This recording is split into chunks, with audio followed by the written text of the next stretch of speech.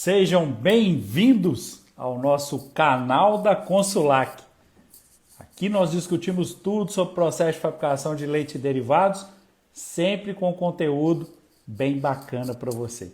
Hoje o nosso assunto é o PGA, PGA SIG-CIF, né? Ô, Ed, eu acho que isso aí está sendo o tormento de muita gente, viu, cara? Muita gente tem problema com PGA.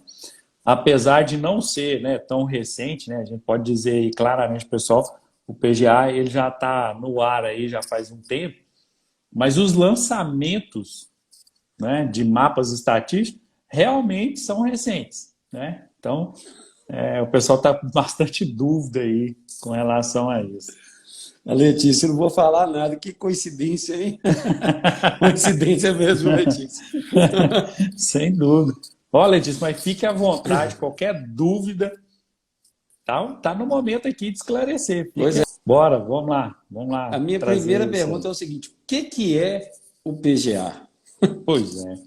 Pois é, isso é bom deixar bem claro para o pessoal que, na verdade, o PGA SIG-CIF, é uma plataforma online de gerenciamento de informações do próprio Ministério da Agricultura.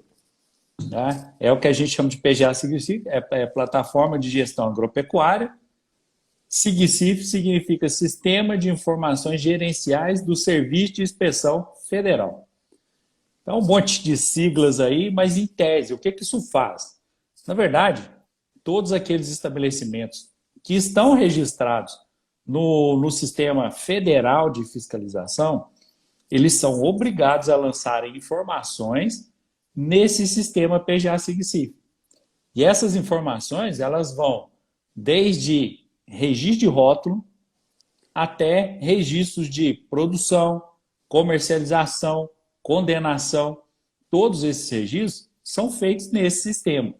Então, é um sistema que ele está no ar desde 2017, né? Ele foi implantado em 2017, só que em 2017 ele iniciou com os processos de rotulagem.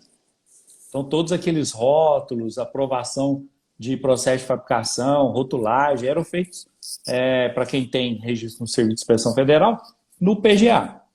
E, módulo a módulo, o PGA foi incorporando outras informações. Hoje a gente já tem as informações dos mapas estatísticos, que são importantíssimos para que a indústria não tenha problema, né? Para que a gente faça o registro dos mapas de acordo com a atual situação de cada estabelecimento. Então, o PGA é um apanhado de informações que o Ministério da Agricultura utiliza como forma de monitoramento das empresas que estão registradas no sistema. Você respondeu um pouco já, eu ia te perguntar o que deve ser lançado no PGA. Assim, esse do que deve, né, hoje, eu falo hoje porque isso vai mudar. Né? À medida que o sistema vai ficando mais fluido, vão sendo inseridos neles outras informações. Né? Por que dessa mudança? Antes o CIF tinha um sistema que se chamava simplesmente SIG-CIF. Esse sistema foi utilizado por muito tempo pelo Ministério da Agricultura. E nele você fazia aprovação de rótulos, cadastramento de produtores rurais, esse é um detalhe importantíssimo, e fazia o lançamento dos mapas estatísticos. Só que hoje o que acontece? Parte desses registros foram transferidos para o PGA, que é uma outra plataforma. Né? São duas plataformas, o SIG-CIF é uma e o PGA SIG-CIF é outra. E o PGA SIG-CIF, sendo a plataforma mais nova, para ele foram transferidos, primeiramente, os registros de rótulo. Então, qualquer rotulagem que a empresa pretenda inserir no sistema, ter autorização para produzir um produto, ela tem que ir lá e fazer esse registro de rótulo no PGA SIG-CIF. Isso foi o primeiro módulo que foi implantado. E depois foi implantado o módulo de mapas estatísticos. Os mapas estatísticos, na verdade, são informações sobre produção, quanto que você recebeu de matéria-primas, quanto que você produziu e quanto que você comercializou. Né? São informações que hoje têm que ser inseridas aí no PGA SIG-CIF e que estão separadas, né, por módulos lá dentro do sistema, separadas por módulos. Lembrando, pessoal, que essas informações que têm que ser inseridas no PGA são informações corretas do que realmente o laticínio faz. Eu estou falando isso porque eu já me deparei com situações onde o proprietário ele lançava lá o que ele acha que deveria lançar.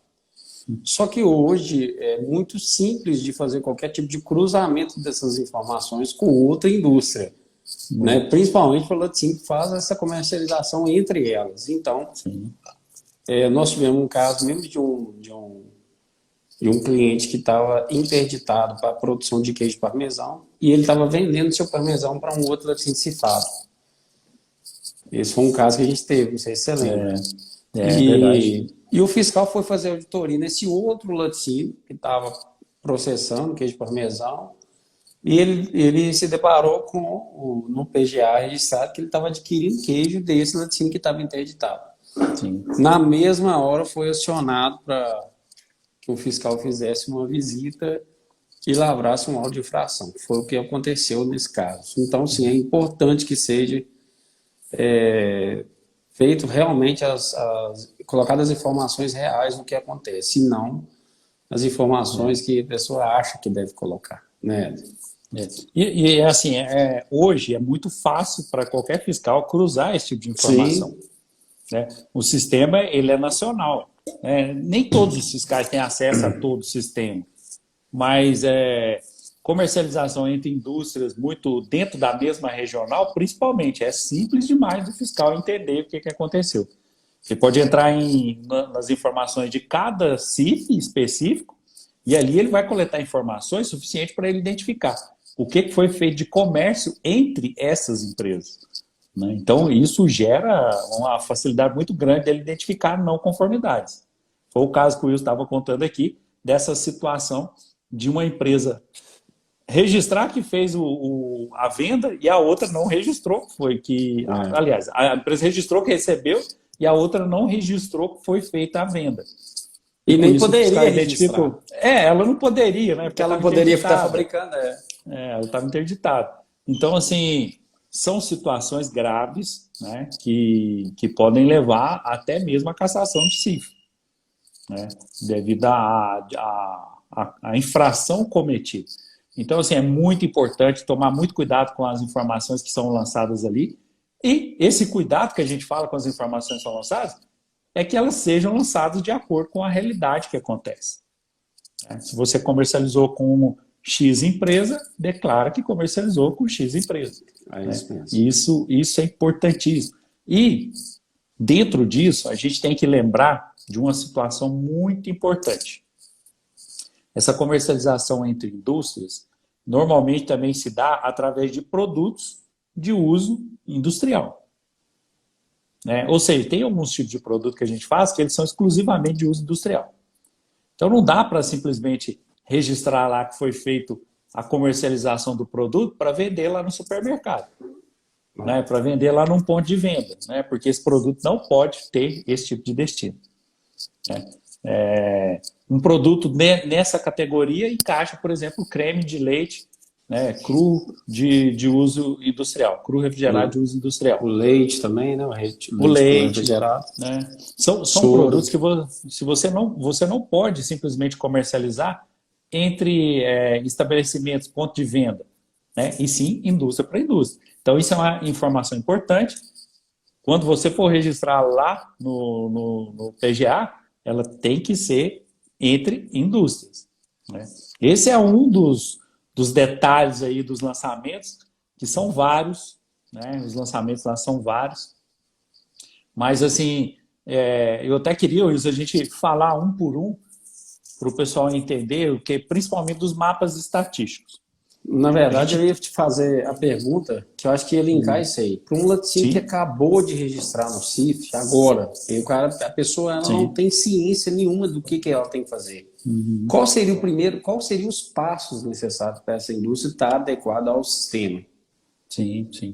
A primeira coisa que deve ser feita é uma solicitação de senha para acesso ao PGA SIG-CIF.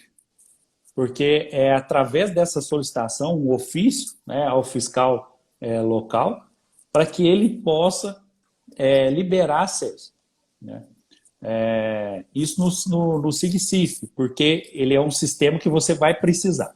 E para o PGA, a pessoa tem que fazer ali, né, entrar na internet, ir lá no endereço eletrônico do Ministério da Agricultura, e lá em PGA, né, vai ter sistemas, a pessoa vai clicar em PGA e tem um campo lá assim para usuários não cadastrados.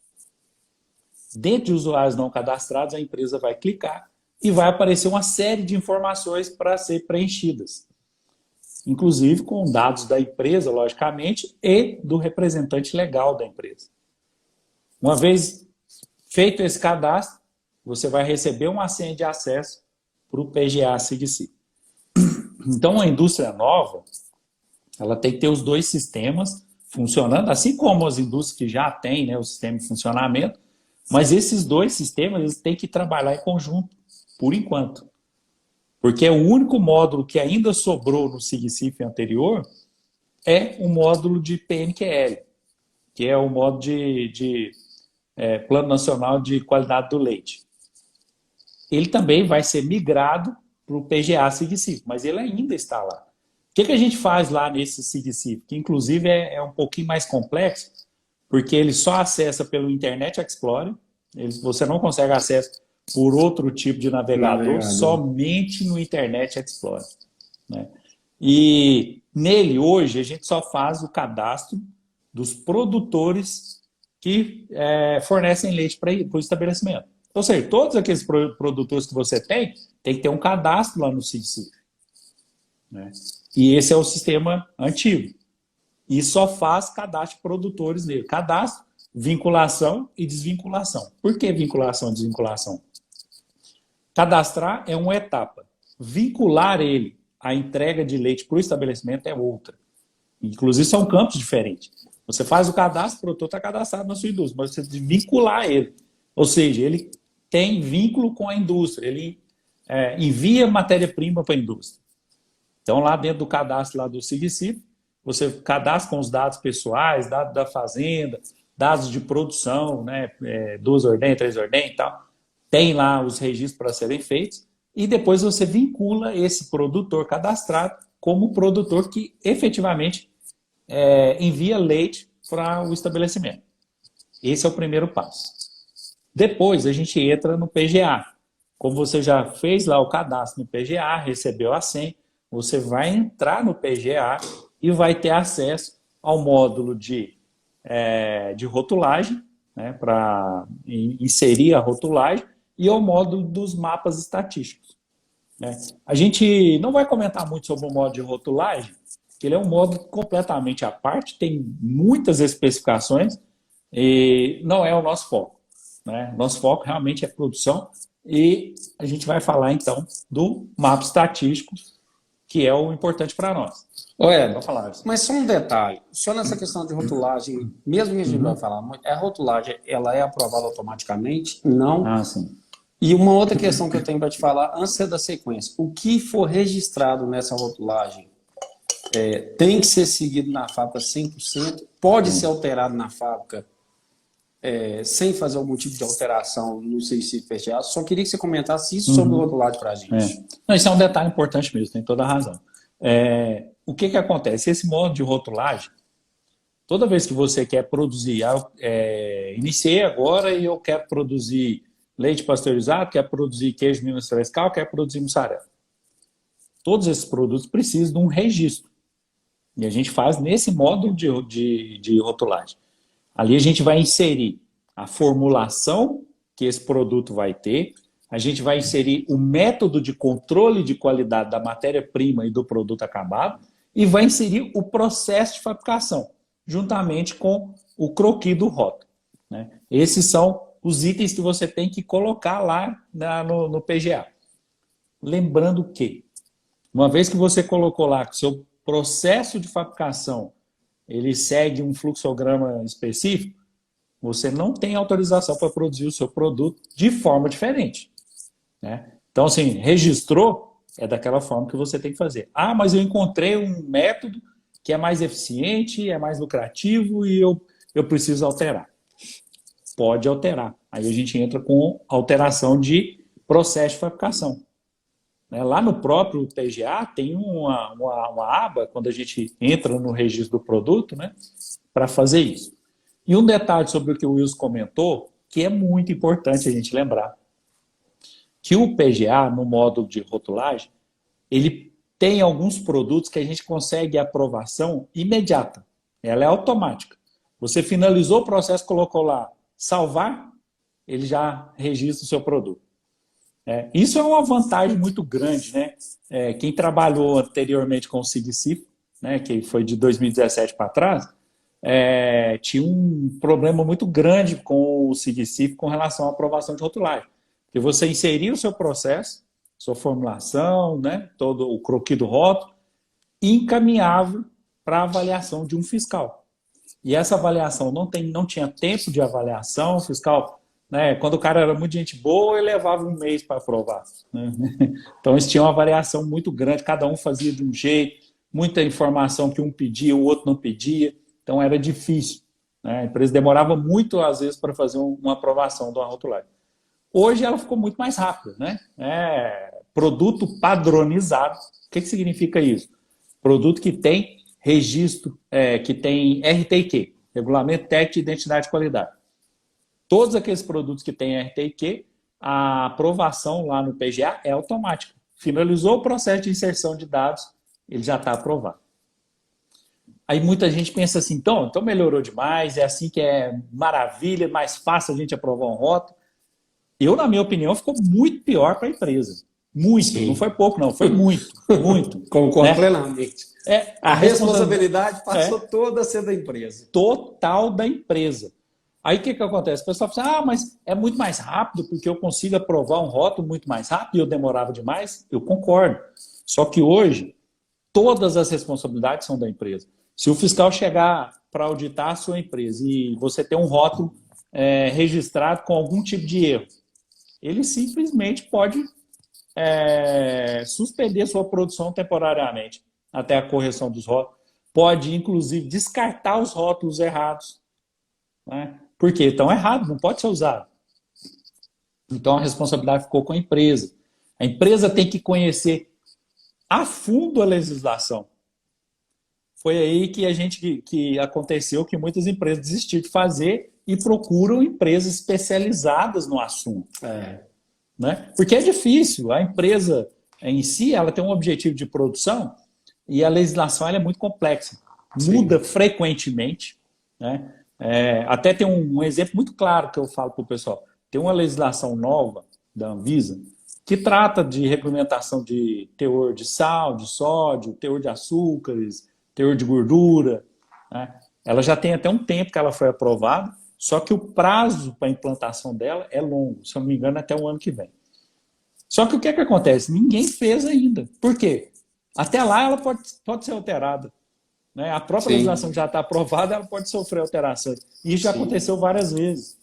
Antes da legislação entrar em vigor, ela já foi alterada. Isso já aconteceu várias vezes no passado. Né? Então, o pessoal tem que tomar muito cuidado com essa questão de rotulagem. E, lembrando, processo de fabricação aprovado, uma vez aprovado, você tem que executar daquela forma.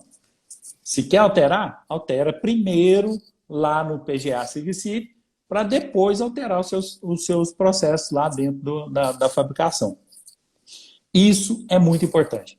Tem um detalhe, que esses rótulos aprovados, eles têm validade. Validade de 10 anos. Então, a partir daquele momento que venceu os 10 anos, tem que fazer uma renovação desse registro. Né? Ela não é automática mais. No SIGCIF, uma vez que você aprovou, nunca mais precisar de fazer nada. Né? Se você não alterar a sua fabricação ou o rótulo, né?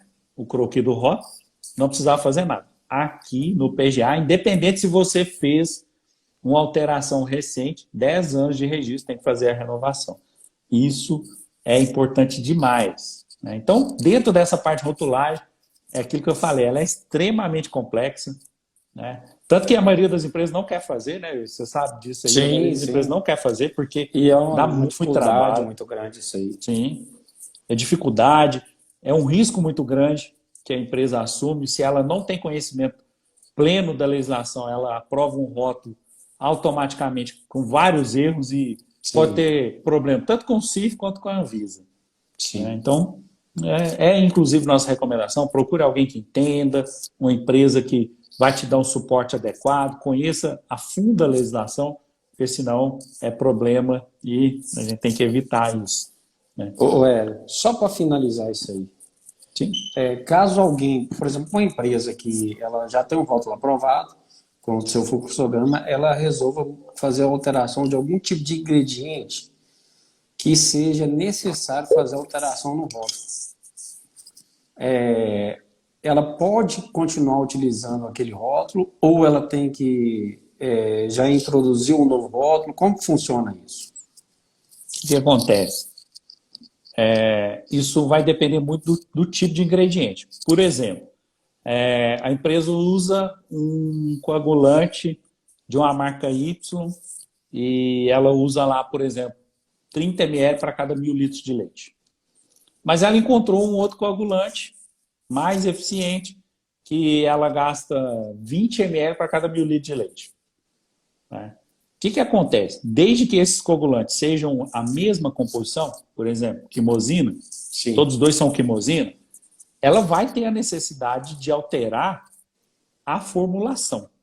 Então, ela pode alterar a formulação e o processo de fabricação, e o rótulo em si não se altera. Sim, sim. Porém, fica atento. Eu estou falando que não altera, mas existe alteração de quantidade. Então, se alterar, por exemplo, se um ingrediente, eu falei 20 ml, né, por cada 1.000, mas se, por exemplo, um outro ingrediente, depois daquele do coagulante, ele tinha uma quantidade menor do que o coagulante e agora passa a ser maior, altera também o rótulo.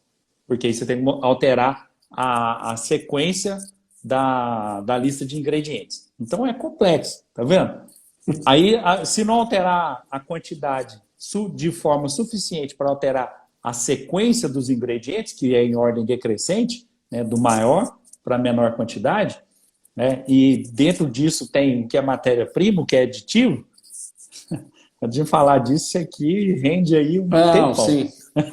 Mas o que eu estou citando, na verdade, é a mudança de um ingrediente, por exemplo, um latim que usa polpa de fruta, vai parar de usar polpa de frutas, é um preparado de fruta. Muda tudo. Nesse caso, o que eu estou querendo dizer, a minha pergunta ela pode continuar usando esses rótulos que ela tem? Que imagina, eu estou citando, por exemplo, uma pessoa que tem lá 10 mil reais em rótulo lá para usar no decorrer do ano. Ela tem que descartar isso ou ela pode utilizar? Como que funciona? O que acontece? Nessa situação que o Wilson está colocando aí para nós, existe uma alteração geral. São ingredientes diferentes, então você mudou completamente sua formulação. Naquilo que eu falei, às vezes muda só a sequência, né, do ingrediente, ou muda só a quantidade ali no PGA, não tem necessidade de alterar o rótulo. Nessa condição que o Wilson propôs, ela tem necessidade de trocar o rótulo. Aí entra um detalhe importante.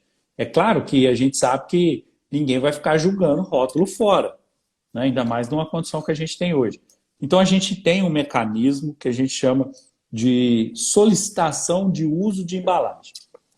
Então toda vez que você precisa fazer uma alteração na sua rotulagem e ainda tem embalagens em estoque, desde que elas não tenham erros, né?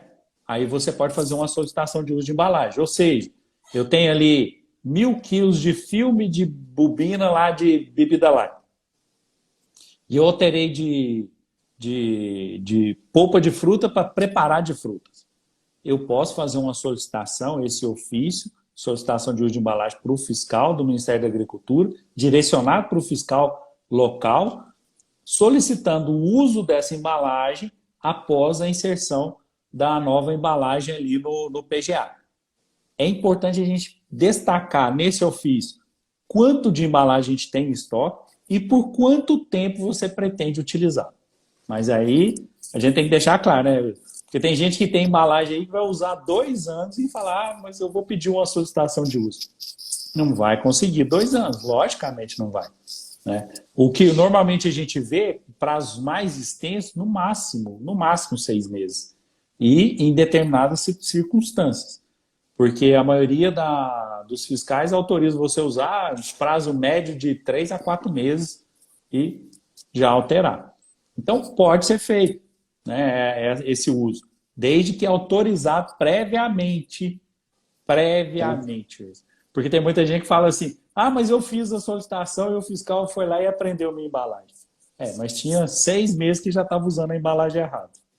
Aí Na não verdade, resolve. tudo que se trata de órgão de inspeção tem que ter autorização prévia. Prévia. Eu tô Prévia. falando isso porque na parte de projeto nosso aqui mesmo, tem muita gente que muda muita coisa. A gente projeta determinado tipo de reforma. Vou falar uma reforma ampliação. A gente projeta uma reforma ampliação, só que quando a gente vai fazer um levantamento da fábrica, a gente vai ver que o projeto original que foi aprovado já foi mudado muito e não foi comunicado ao Ministério da Agricultura. E eu já vi indústria que fez esse tipo de alteração e foi autuado por conta disso. Sim. Porque não teve a comunicação prévia. Então, às vezes abriu uma porta que não poderia abrir na estrutura ou trocou um equipamento que não poderia ter sido trocado, que alteraria o fluxo de produção. Então, tudo tem que ter um aviso prévio. Inclusive, eu sempre falo, o pessoal sempre fala assim, mas eu não sou dono da minha empresa, então. Porque eu não posso fazer o que eu quero? E realmente não pode. Né? Mais uma vez aquela situação, né? Quando o cara assina lá aquele termo de compromisso dele, né, se comprometendo a respeitar a legislação, ele tem que ler a legislação fala isso, né, que ele não pode fazer nenhum tipo de alteração sem autorização prévia. Né? Então, assim, realmente não é dono. Aí a gente tem que pensar de uma ótica também que se trata de um produto de risco de saúde pública. Então, assim, imagina se o negócio não tivesse uma fiscalização igual a gente tem, tão intensiva, né,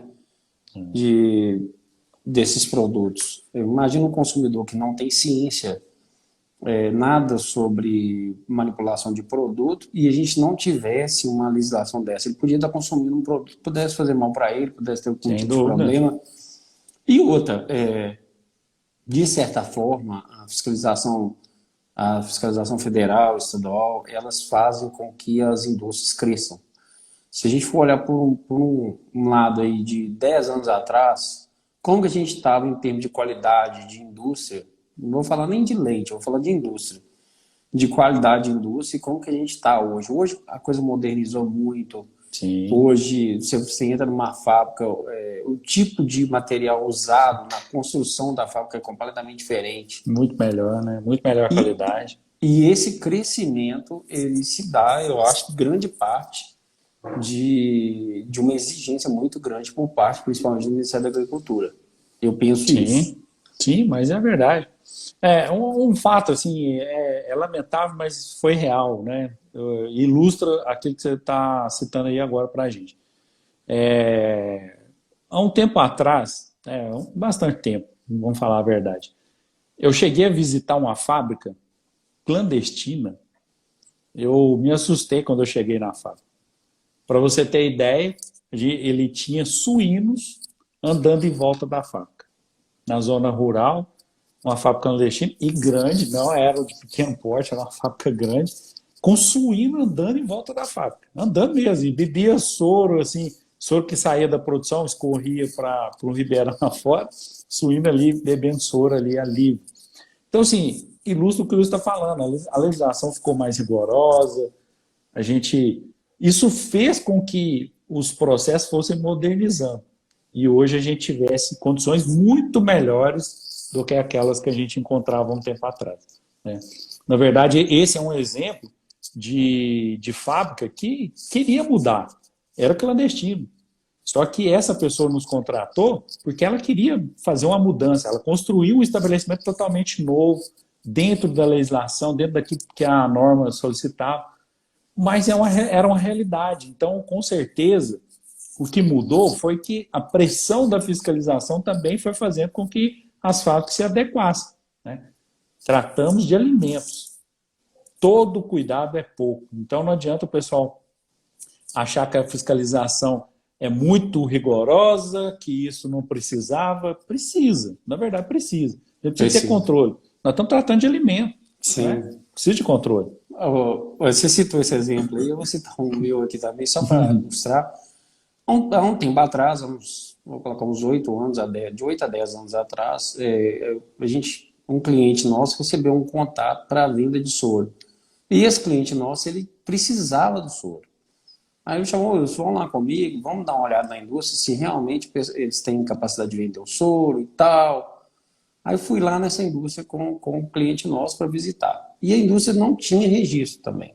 Então daí já não poderia receber o soro. Mas eu fui até no intuito de ajudar, porque era próximo e era muito viável a compra desse soro. Então eu fui no intuito de ajudar até para obter um registro. Eu questionei o cara, a primeira pergunta que eu fiz é: você não tem registro, você nunca tentou? Mexer com esse pessoal os óleo inspeção é complicado demais, eles são exigentes demais e tal. E eu fui entrar para dentro da fábrica para ver. Fui fazer uma visita, cara. Essa fábrica, ela fabricava mussarela e parmesão. Na hora que eu entrei na sala de produção, já tinha uma lona cheia de queijo. Parmesão no chão. E eu perguntei: esse queijo no chão, cara, isso aí não dá problema, não? Ela dá uns bichinhos de vez em quando, mas a gente raspa e tá tudo ok. Ué, cara, é impressionante. É difícil. É difícil até de acreditar no que eu vou falar aqui agora. Cara, tinha um cara fumando dentro da sala de produção. Tá vendo? Falei, amigo, então... não sei. E aí acabou que ele perdeu essa venda de soro, que seria importante para ele, que ia ajudar ele muito. Ele perdeu. Então a importância de seguir esses parâmetros da legislação, que é questões de saúde pública mesmo, é o que você falou. Mas cuidado. Vamos trocar de assunto aqui, vamos voltar para o que Vamos lá. Paramos a pessoa...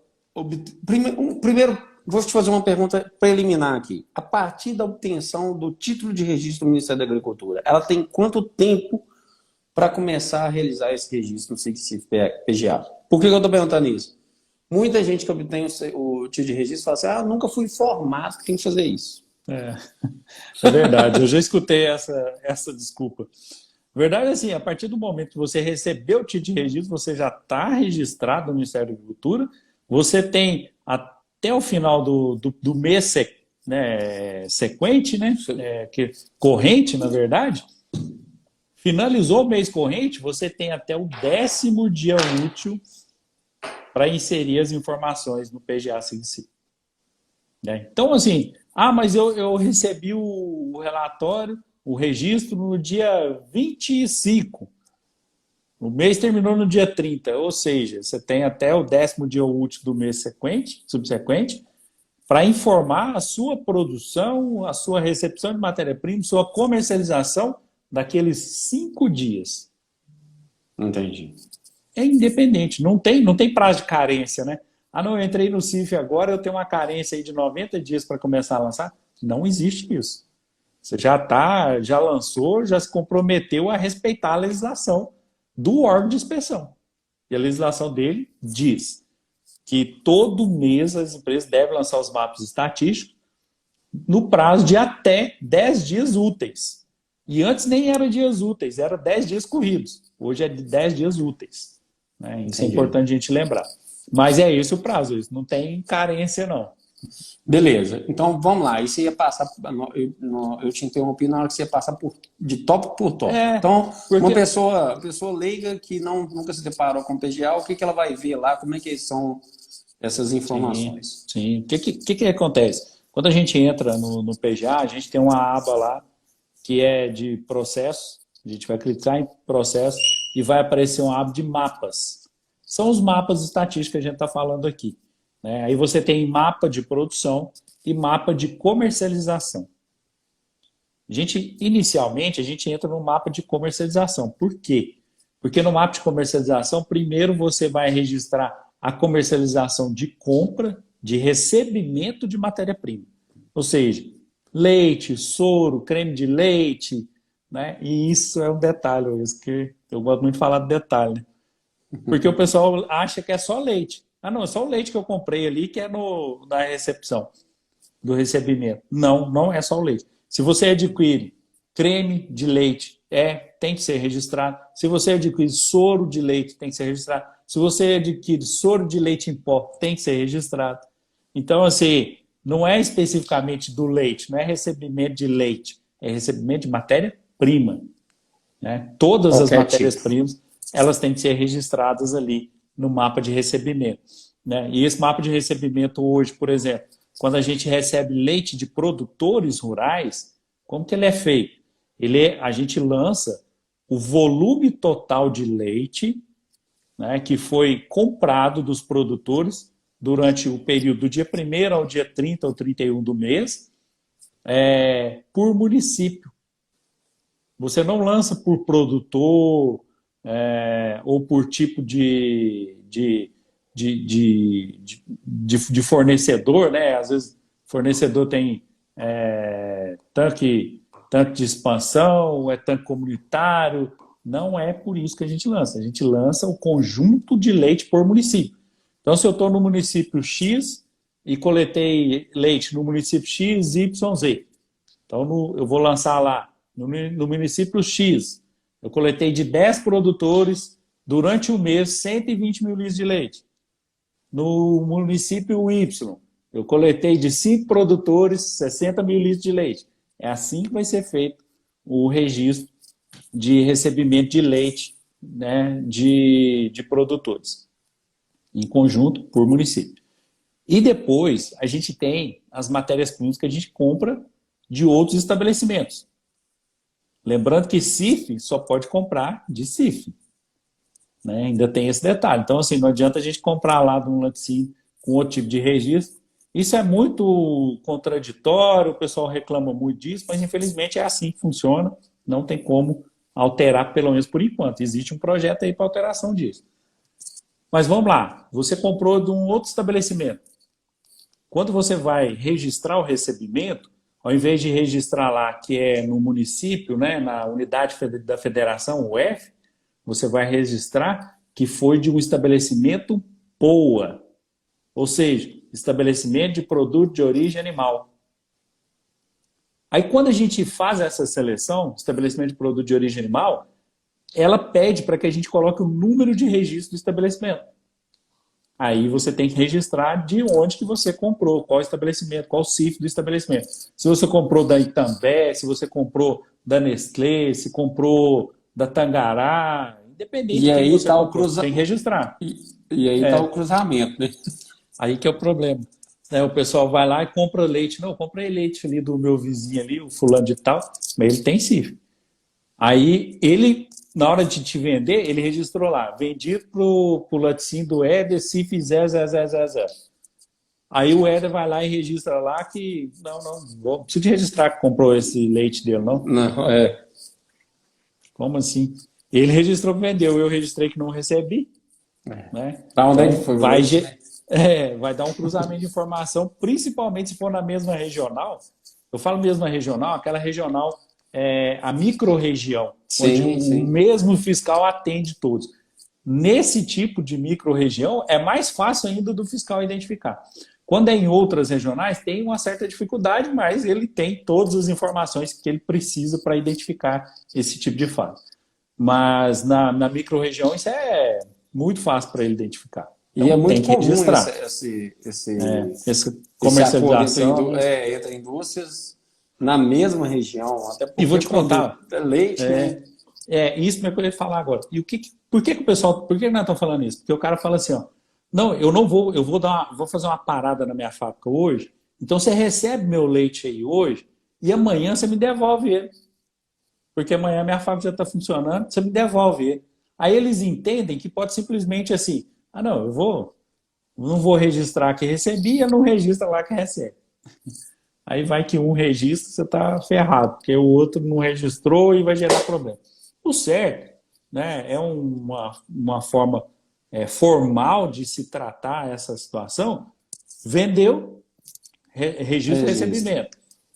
né, devolveu, registra, o outro registra o recebimento lá. Pronto, acabou. Sim, acabou. Todo mundo Resolveu o problema. sem problema nenhum, né? Não Sim. vai ter problema.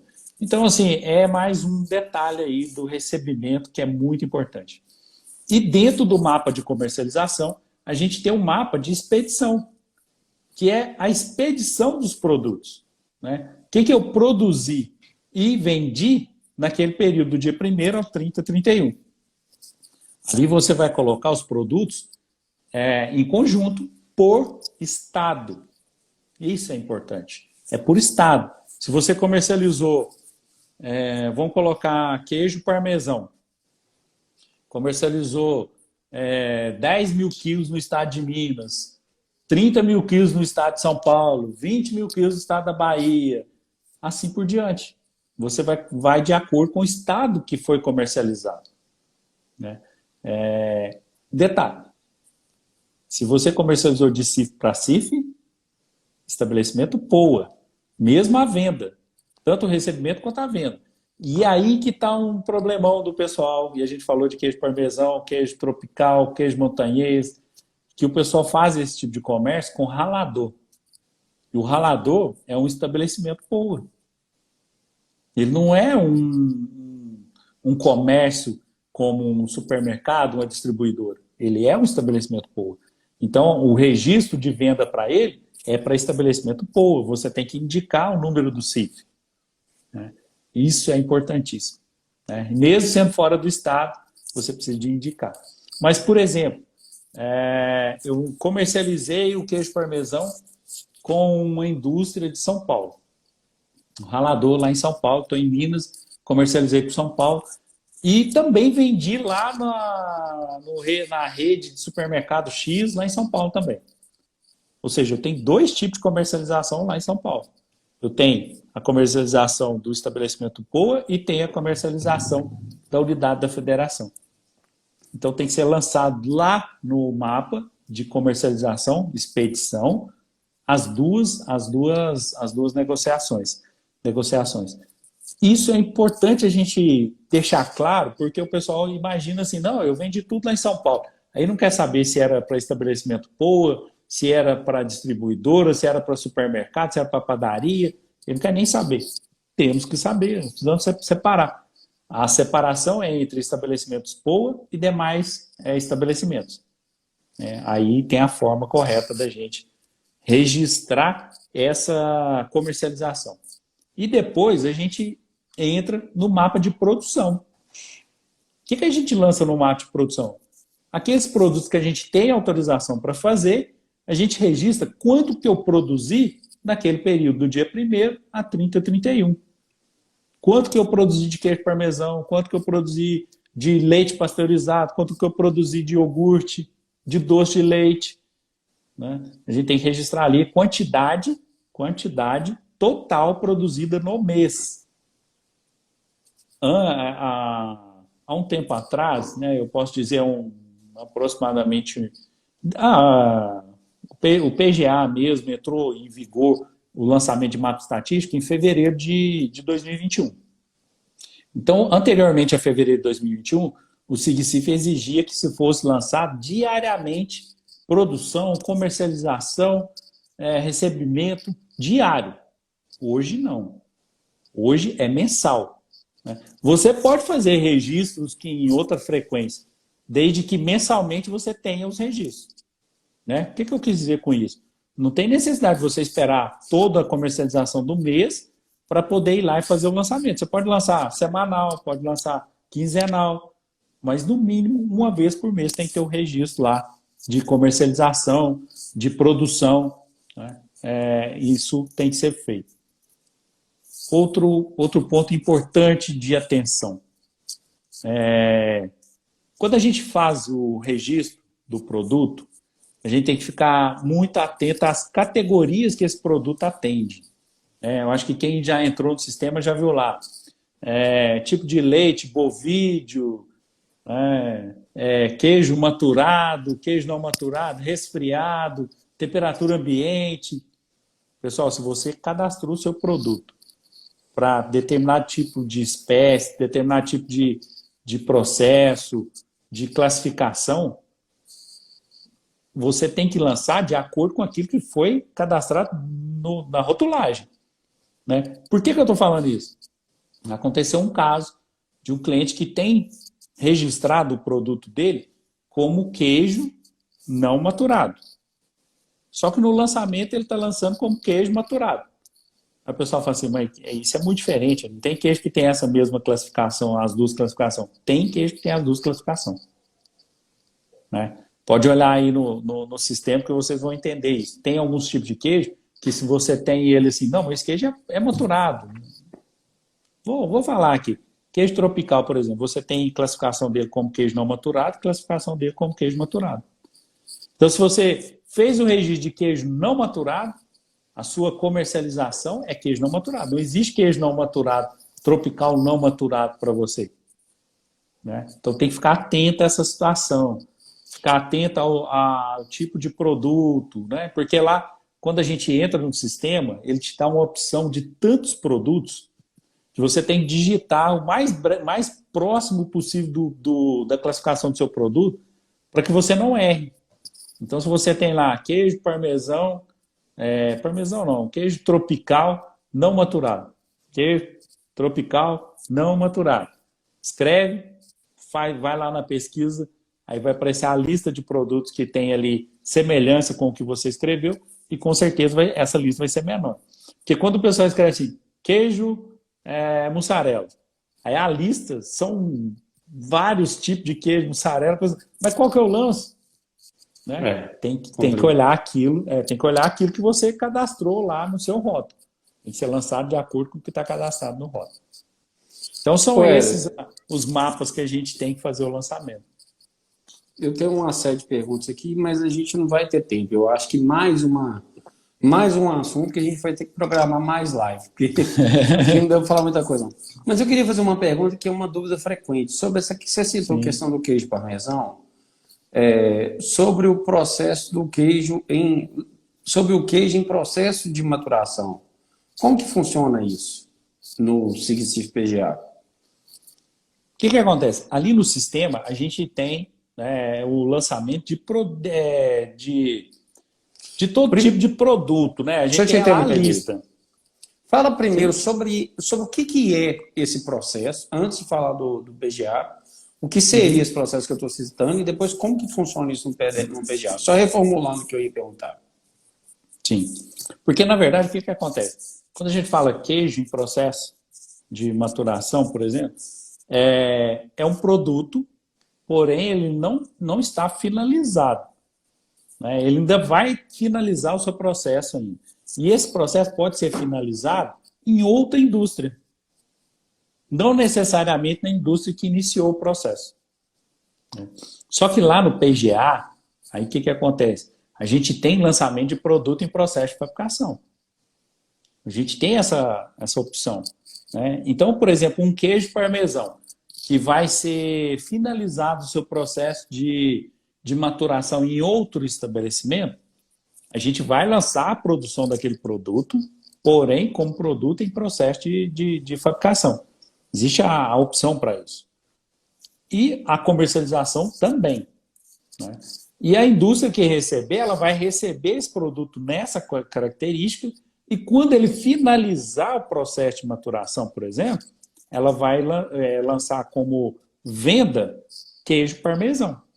Porque ele já finalizou o seu processo de maturação. Né? Então é importante a gente tramitar essas situações de maneira bem fluida. Importantíssimo. Não tem como a gente lançar no PGA. Mas, por exemplo, a empresa que vende queijo em processo para finalização do processo de maturação, ela tem que enviar um relatório de quando que o produto iniciou o processo de maturação. Esse produto, para ser comercializado, ele tem que estar na embalagem primária, mesmo que seja uma embalagem que vai ser substituída posteriormente, mas ele tem que estar na embalagem primária, embalagem esta que tem que estar registrada no PGA. Eu já encontrei o pessoal que fala assim, não, eu vou vender esse queijo aqui para maturação. Então eu vou colocar numa embalagem lisa, não precisa de rótulo, porque ele vai para maturar na outra empresa. Não. Não é assim que funciona. Você tem que fazer um rótulo específico para esse tipo de produto. Não é parmesão que você está vendendo. É um queijo em processo de fabricação ainda. Né? Não é um queijo parmesão. Então tem que ter essa embalagem. Né? Essa embalagem específica cadastrada lá no PGA, na parte de rotulagem, para que você consiga fazer essa comercialização de maneira adequada. É muito importante isso e tem muita gente tendo problemas graves com a legislação, com a fiscalização, por conta dessa situação. Porque, assim, isso é um pouco novo, né? O pessoal sempre pensou que, assim, não, o queijo parmesão tem que iniciar, maturar 6 meses para depois eu comercializar ele. Né? Como queijo parmesão, sim, são no mínimo 6 meses de maturação. Mas como queijo em processo, aí você pode comercializar antes. Só que ele só pode ser comercializado entre indústrias. Então não tem como, por exemplo, eu vender um queijo parmesão, um queijo que não é parmesão ainda, né? Um queijo em processo de fabricação e vender ele lá para o supermercado da Maria. Uhum. Não posso fazer não isso. Pode. O supermercado da Maria não é um estabelecimento POA, ela não vai finalizar o processo de Nem maturação consegue. do queijo. Né? Ela não tem estrutura para isso. Então, são entraves que a pessoa tem que ficar atento. Porque senão ele entende que pode fazer isso e já começa a mandar queijo para qualquer lugar sem maturação. Não é assim. Não pode. Não pode. Tem uma pergunta aqui. Aquela classificação mix e único de cada produto, eu acho que é o assunto anterior que você estava falando. É do cuidado que a gente tem que ter lá com várias opções. Né? Na maioria dos casos, a gente sempre vai procurar a classificação de único. Né? Isso aí, eu acho que até é uma falha ainda do sistema, está muito relacionado com o rótulo. Quando a gente vai inserir rotulagem, aí a gente tem essa classificação como importante.